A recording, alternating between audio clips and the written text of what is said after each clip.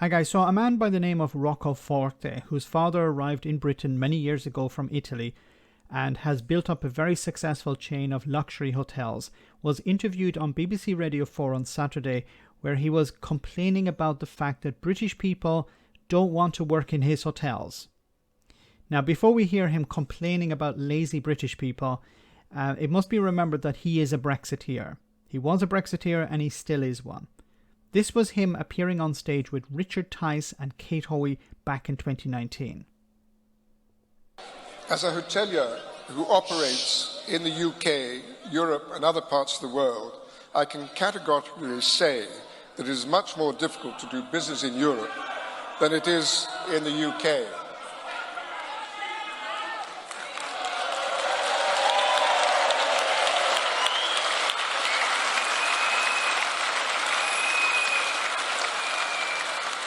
The EU's high corporate taxes, complex labour and legal system make Britain's low taxes and fair laws very appealing.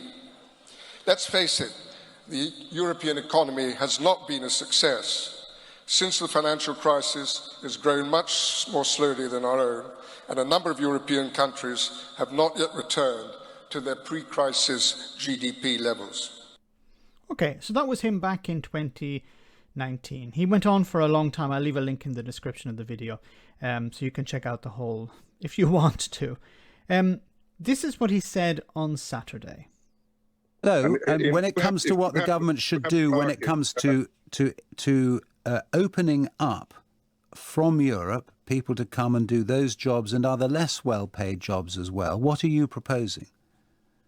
Well, I think that we should have a sensible immigration policy, something similar to the United States. People who are allowed in are people who have a job to come to, and there's a sponsor of that individual, which is the person that's going to employ him. And they must be held, the sponsor must be held responsible for that individual whilst he's in the country. It should probably be for a limited period of, say, 2 years, and then the position is reviewed at the end of that period. That's interesting, because at the moment you have to earn a certain amount, don't you, to be able to get a visa to come here. You're saying never mind the amount, forget that, but just make sure that there is a job before they come, and if there is, then let them come.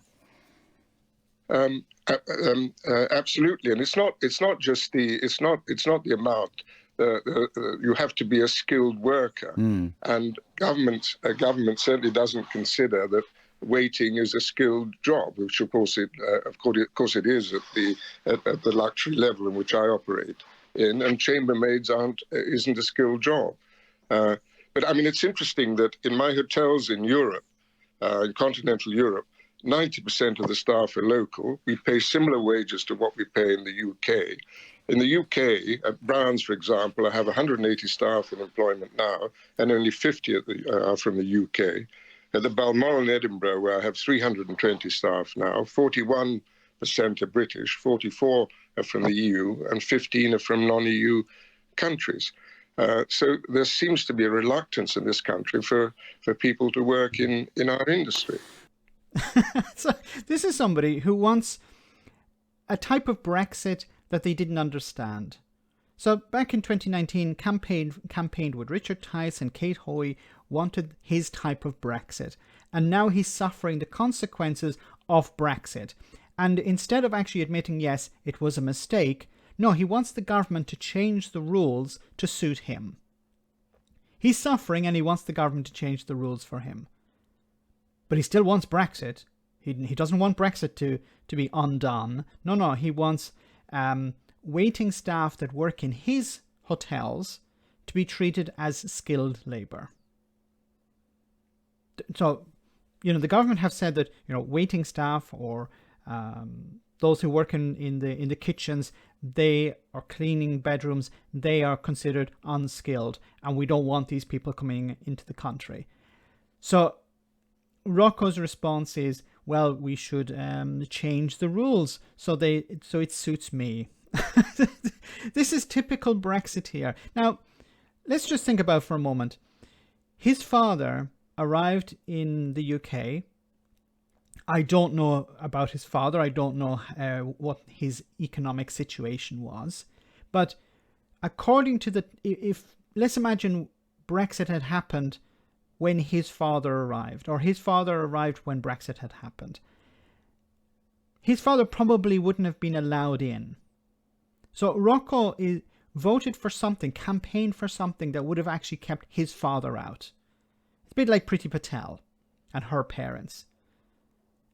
And now he wants the government to maintain Brexit, of course. He doesn't want that undone.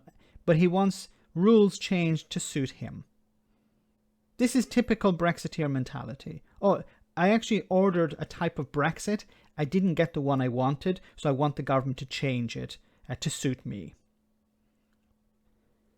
So I could have put this guy in as Fool of the Week, but I've already done that. But he's definitely a fool, and a Brexiteer fool.